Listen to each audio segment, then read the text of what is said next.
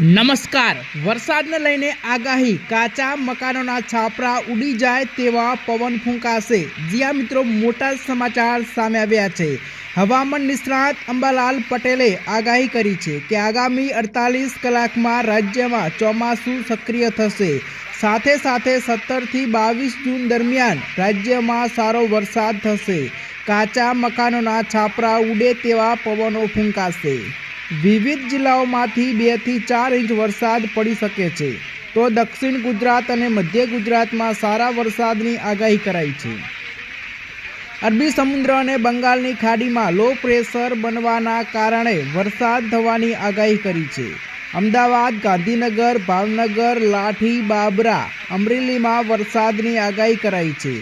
જૂનાગઢ, પેટલાદ, કપડવંજ, મહેસાણા, ખંભાત, તારાપુર, દાહોદ, પંચમહાલ, સુરત, વલસાડ, નવસારી, તાપી, ડાંગમાં સારા વરસાદ પડી શકે છે। ખેડૂતો માટે વાવણી લાયક વરસાદ આદ્રા નક્ષત્રમાં પડશે, તો આદ્રા નક્ષત્રમાં પડનાર વરસાદ ખેડૂતો માટે સારો રહેશે।